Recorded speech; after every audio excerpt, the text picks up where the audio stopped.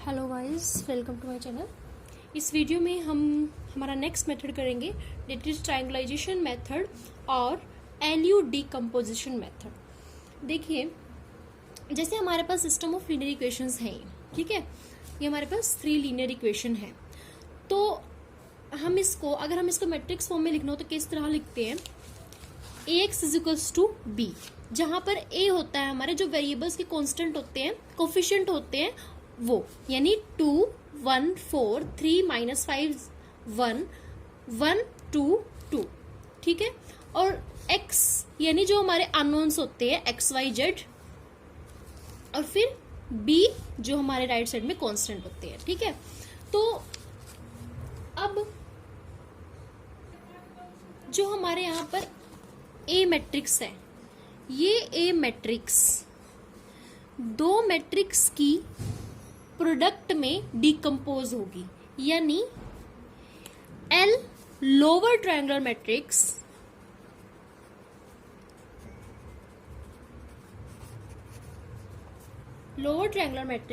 और U अपर triangular matrix,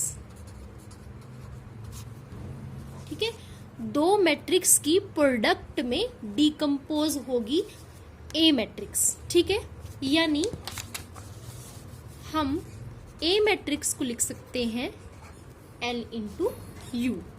अब L lower triangular कैसे होती है, ये है हमारे पास लोअर ट्रायंगुलर मैट्रिक्स। जैसे हमने 3 इक्वेशंस लिए तो मैंने उसी के अकॉर्डिंग मैट्रिक्स में लिखा है L11 first row first column, L22 second row second column, L33 third row third column, 21 second row first column, 31 third row first column, इस तरह से ये है, ठीक है।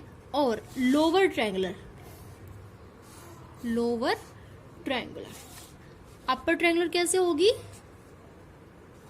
U11 first row first column, U12 U13, ठीक है, U22 U33 U second row third column 2 3, और यहाँ पर ये जो टर्म्स हैं ये होंगे हमारी 0। तो ये हुई हमारी अपर ट्रायंगुलर मैट्रिक्स। इन दोनों की हमें प्रोडक्ट करनी है, लेकिन हमें हमारे यूनिक सॉल्यूशन फाइंड आउट करने के लिए, यानी हमारे अननोन्स की वैल्यू फाइंड आउट करने के लिए हमें क्या करना होगा, जो हमारे यहाँ पर जहां पर I और J की वैल्यू इक्वल है, यानी L11 L22 L33, या तो लोअर ट्रायंगुलर मैट्रिक्स में या फिर अपर ट्रायंगुलर मैट्रिक्स में, दोनों में से किसी एक में आप क्या करोगे, 1 पुट करोगे। यानी यहाँ पर L11 की वैल्यू 1, फिर यहाँ पर भी 1, यहाँ पर भी 1, पूरा डायगोनल 1 यानी कि यूनिट होगा, ठीक है। और फिर इस मैट्रिक्स को हम एज इट इज रखेंगे, और अगर इस मैट्रिक्स में कर रहे हैं तो इसको एज इट इज रखेंगे, ठीक है। अगर हम यहाँ पर 1 1 1 कर रहे हैं तो यहाँ पर हम इस तरीके से करेंगे, ठीक है, इनको एज इट इज रखेंगे। इसी तरह तो ये हमारे पास क्या हुआ, ये करने के लिए हमारे पास 2 तरीके हुए कि या तो हम इसके डायगोनल को यूनिट रखेंगे या फिर इसके डायगोनल को रखेंगे, ठीक है। तो देखिए, इस तरह से हमारे पास 2 मेथड होते हैं, Doolittle's method, Crout's triangularisation method. इस मेथड, दोनों ही मेथड में हमें A is equals to L, यानी कि दोनों मैट्रिक्स के प्रोडक्ट फाइंड आउट करनी होती है, जहां पर हमारे पास इस मेथड में लोअर ट्रायंगुलर मैट्रिक्स के जो डायगोनल वाले एलिमेंट्स हैं उनको हम 1 रखेंगे और ये वाली मैट्रिक्स एज इट इज। और क्राउड्स ट्रायंगुलाइजेशन मेथड में इस मैट्रिक्स को ऐसे ही रखेंगे और इसके डायगोनल एलिमेंट को 1 करेंगे, और फिर इनकी प्रोडक्ट को फाइंड आउट करेंगे। और जो ये मैट्रिक्स होगी हमारी, यानी A मैट्रिक्स हमारे पास होगी ना, कोफिशिएंट्स हमारे पास जो लीनियर इक्वेशंस दे रखी होंगी उसके कोफिशिएंट से तो हमने ये मैट्रिक्स बनाते हैं। तो फिर हम क्या करेंगे, जो इनकी प्रोडक्ट होगी उसके एलिमेंट्स को कंपेयर करेंगे A मैट्रिक्स के एलिमेंट्स से। कंपेयर करने के बाद हमारे पास इन सभी अननोन्स की वैल्यू आ जाएगी, फिर हम इन सभी की वैल्यू इन मैट्रिक्स में पुट करेंगे, जहां से हमारे पास L की वैल्यू भी आ जाएगी और U की वैल्यू भी आ जाएगी। तो हम फिर दोबारा से A is equals to LU, ठीक है, A की वैल्यू क्या है LU, और यहाँ पर इस इक्वेशन में पुट करेंगे स्टार्टिंग में, जहां पर हमने लिखा था ax is equals to B, तो a की वैल्यू क्या है lu, तो यहाँ पर ax is equals to B में a की जगह lu रखेंगे, तो lux is equals to b। फिर हम क्या करेंगे, ux is equals to p, यहाँ पर हम इसे मानेंगे एक another matrix that is z, और फिर ये होगी Lz is equals to b, और z जहाँ पर मैट्रिक्स होगी हमारी Z1, Z2, Z3। ठीक है, लोअर ट्रायंगुलर मैट्रिक्स की इस मैट्रिक्स से मल्टीप्लाई करेंगे, इक्वेट करेंगे बी मैट्रिक्स से, और क्योंकि बी मैट्रिक्स के भी हमें एलिमेंट्स का पता है, ठीक है, जो हमारी साइड में कांस्टेंट होगी राइट साइड में वही हमारी बी मैट्रिक्स होगी। फिर हम z की वैल्यू को फाइंड आउट करेंगे, और z की वैल्यू फाइंड आउट करने के बाद हम दोबारा से जाएंगे यहाँ पर जहाँ हम ux को क्या मानते हैं z। अब देखिए यहाँ पर हमारे पास u मैट्रिक्स के एलिमेंट्स की वैल्यू भी है यहाँ से, जो कि हम पहले ही फाइंड आउट कर चुके होंगे। x हमारे पास क्या होता है x y z, और इस z की इस मैट्रिक्स की वैल्यू भी हमारे पास यहाँ से आ जाएगी जब हम क्या करेंगे Lz is equals to B. तो यहाँ से अब हमारे पास इन दोनों के मल्टीप्लाई करेंगे, फिर इस मैट्रिक्स को इक्वेट करेंगे, और फिर वहां से हमारे पास वैल्यू निकलेगी हमारे x y z की। ठीक है, तो हमें स्टेप बाय स्टेप चलना है। सबसे पहले हमारी मैट्रिक्स को हम लिखेंगे ax is equals to B की फॉर्म में, first step. Second step a को डिकम्पोज करेंगे, प्रोडक्ट ऑफ lu। ठीक है, थर्ड स्टेप अगेन lu को पुट करेंगे इस इक्वेशन में, यानी lux is equals to B. Fourth step ux को हम मानेंगे क्या, ux को हम z मानेंगे, जहां पर हमारी z जो होगी वो z1, z2, z3 इस तरह से, और फिर अगेन यहाँ पर पुट करेंगे इक्वेशन नंबर थर्ड में, तो ये होगी Lz is equals to B. यहाँ से हम z की वैल्यू फाइंड आउट करेंगे, और z की वैल्यू फाइंड आउट करके 4 में पुट करेंगे। ठीक है, यही मेथड है, बस हमें ध्यान रखना है। अगर आपके पास एग्जाम में आया है लिखा हुआ कि आप क्राउड ट्रायंगुलेशन मेथड से कीजिए या फिर डोरिटल्स मेथड से कीजिए, तब तो आपको मैट्रिक्स ध्यान से लेनी पड़ेगी कि किस मेथड में हमें कौन सी मैट्रिक्स लेनी है। ठीक है, और अगर आपको यही लिखा है कि ट्रायंगुलाइजेशन मेथड से कीजिए, बस यही लिखा है, तो आप इन दोनों में से कोई भी मेथड अप्लाई कर सकते हो। तो चलिए, इन सिस्टम ऑफ लीनियर इक्वेशंस को हम लिख सकते हैं मैट्रिक्स फॉर्म में, that is ax is equals to b। ठीक है, और जहाँ पर हमारे पास a मैट्रिक्स है 2 1 1 1 3 2 3 1 2। ठीक है, और x है हमारे पास x y z। अगर यहाँ पर आपके पास स्टेटमेंट में x1 x2 x3 है, तो आप यहाँ पर x1 x2 x3 लेना। ठीक है, और फिर हमारे पास b क्या है हमारे कांस्टेंट, यानी 2 2 2। ठीक है, फर्स्ट स्टेप कंप्लीट हुआ। नेक्स्ट हमें क्या करना है, let a is equals to lu, where l is a lower triangular matrix and u an upper triangular matrix. ठीक है, देखिए आपके पास स्टेटमेंट में लिखा हुआ है, ये है एग्जाम्पल नंबर 3, इसमें लिखा हुआ है कि solve the following equation by triangularisation method.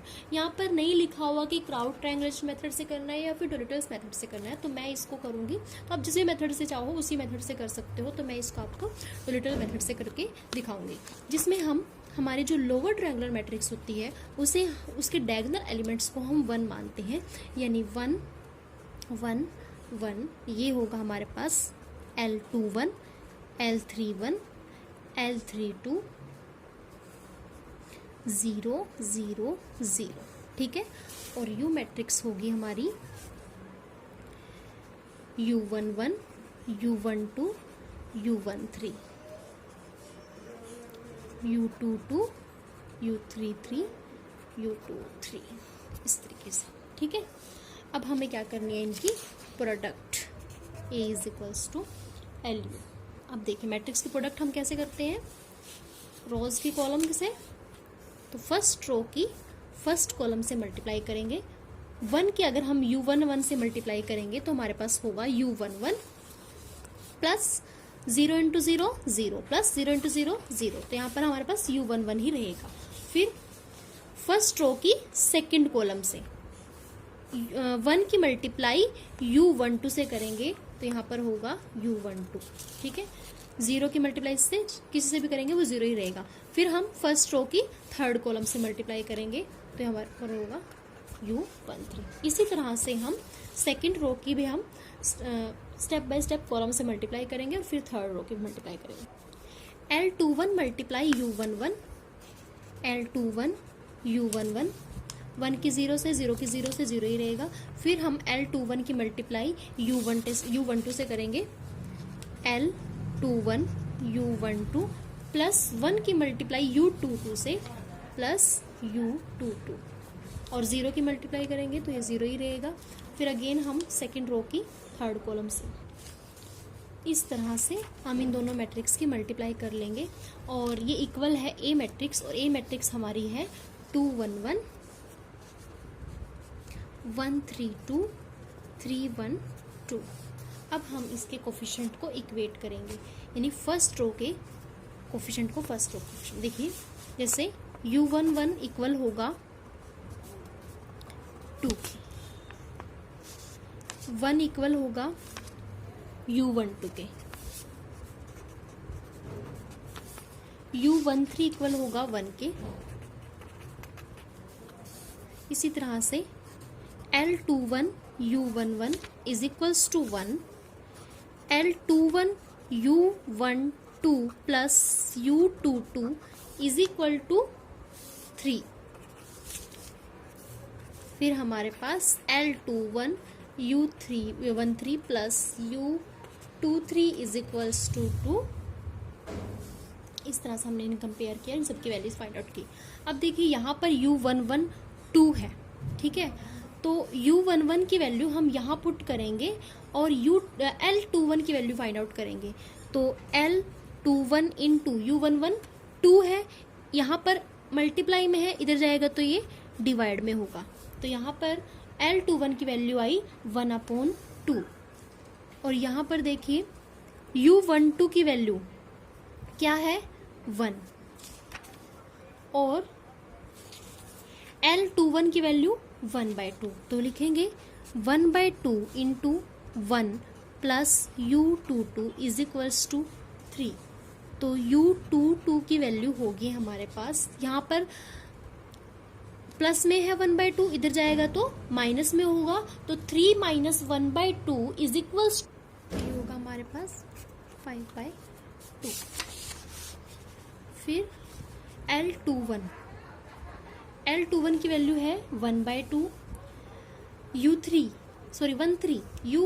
की वैल्यू है हमारे पास 1, तो वैल्यूज पुट करेंगे 1/2 into 1 plus u23 is equals to 2। तो u23 की वैल्यू होगी हमारे पास 2 माइनस 1/2, तो ये होगी हमारे पास 3/2। तो लिखेंगे 3/2, ठीक है। और फिर L31 u11 की वैल्यू 2 है, तो यहाँ से डायरेक्टली इसकी वैल्यू निकल जाएगी। 2 मल्टीप्लाई में इधर जाएगा डिवाइड में, तो ये वैल्यू होगी 3/2। L31 यानी 3/2, u12 है 1, L32 हमारे पास नहीं अभी, u22 5/2 into 5/2 is equals to 1। तो L32 into 5/2 is equals to 1 minus 3/2, और 1 माइनस 3/2 क्या होगा -1/2। ये होगा L32, यहाँ पर मल्टीप्लाई में है 5/2 माइनस 1/2, 2 माइनस 3, 2 माइनस 3 क्या होगा, -1 अपॉन 2, और फिर हम यहाँ पे मल्टीप्लाई में जाएगा तो डिवाइड में, तो ये होगा L32 is equals to -1/2 upon 5/2, तो ये होगा इंटू 2/5, 2 से 2 कैंसिल, -1/5 यहाँ पर रहेगा। और फिर L31 की वैल्यू है 3/2 इंटू U13 की वैल्यू है हमारे पास 1 प्लस L32 ये है -1/5, U23 है 3/2 plus U33 is equals to 2, तो यहाँ पर 3/2 माइनस 3/10, 3/2 माइनस 3/10, 3/2 माइनस 3/10, तो एलसीएम होगा इनका 10, ये होगा आपके पास 12/10 यानी 6/5, तो 6/5, ठीक है, plus U33 is equals to 2, तो U33 होगा हमारे पास 2 माइनस 6/5, तो U33 की वैल्यू होगी 4/5, जब हम 2 में से सब्ट्रैक्ट करेंगे 6/5 को तो हमारे पास वैल्यू आएगी 4/5।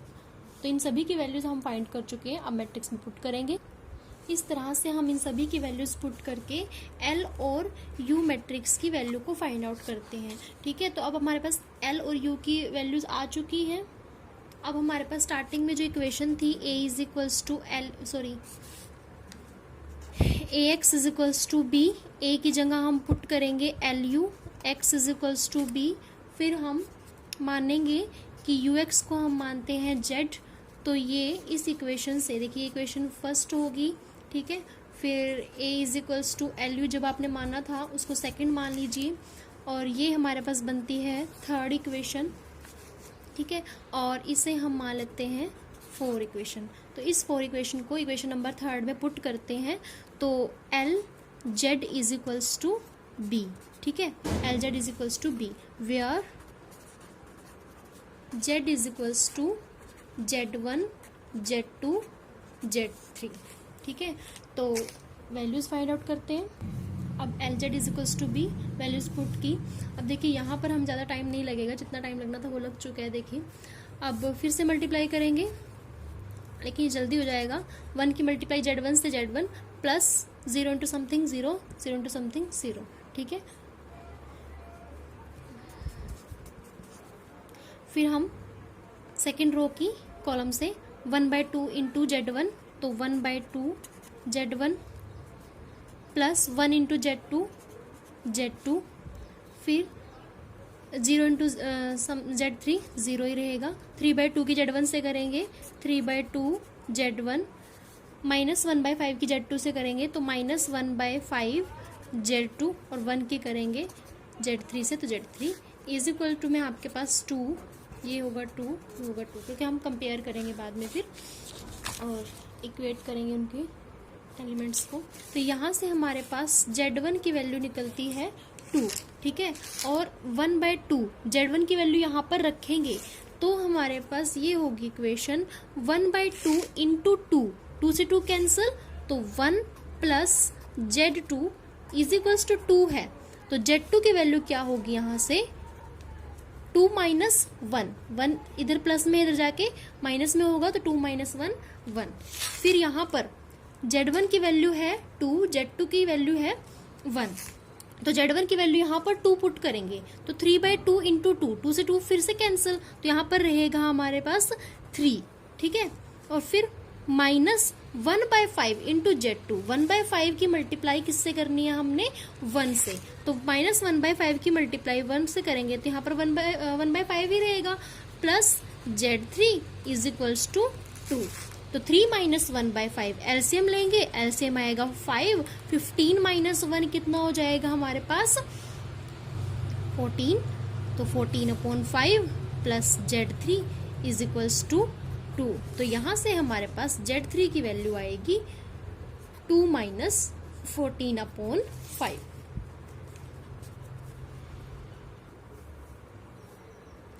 एलसीएम आएगा 5, तो यहाँ पर होगा 10 - 14 यानी -4/5। इस तरीके से हमारे पास Z1, Z2 और Z3 की वैल्यू निकल चुकी है। और अब हमने जो इक्वेशन मानी थी ux = z, यहाँ पर पुट करेंगे x, y, z, Z1 यानी 2, Z2 यानी 1 और Z3 की वैल्यू है -4/5। और अपर ट्रायंगुलर मैट्रिक्स की ये है 2, 1, 1, 0, 0, 0, 5/2, 3/2, 4/5। ठीक है, इस तरीके से अब मल्टीप्लाई करेंगे फिर से। बस इस तरह से हमने इसको मल्टीप्लाई किया और फिर से इक्वेट किया। अब यहाँ से हमारी डायरेक्टली z की वैल्यू निकल रही है, तो z = -4/5 मल्टीप्लाई में है, डिवाइड में जाएगा, डिवाइड में 4/5 होगा तो वो हो जाएगा इंटू 5/4, 5 से 5 कैंसिल, 4 से 4 कैंसिल, ये होगा -1। z की वैल्यू कितनी आई? -1। अब z की वैल्यू हम इस इक्वेशन में पुट करेंगे 5/2y + 3/2z = 1। तो 5/2y z की वैल्यू है -1, तो यहाँ पर -3/2 हो जाएगा = 1। और फिर हम करेंगे 5/2y, यहाँ पर ये माइनस में, इधर जाएगा तो प्लस में, तो 1 + 3/2 = 5/2। ठीक है, 1 + 3/2 5/2। तो यहाँ से 5/2y = 5/2 कैंसिल, तो y की वैल्यू भी क्या आएगी? 1। ठीक है, और z और y की वैल्यू हम पुट करेंगे इस इक्वेशन में। देखिए 2x + y की वैल्यू है 1, z है -1 = 2, तो +1 से -1 कैंसिल, तो यहाँ पर होगा 2x = 2, देन x = 1। तो इस तरह से हमारे पास x, y, z की वैल्यू फाइंड आउट होती है। ठीक है, तो हमें घूम फिर कर कहाँ पहुँचना है? x, y, z पर, यानी काम वही करना है, बस करने का तरीका अलग है। ठीक है, thank you so much guys.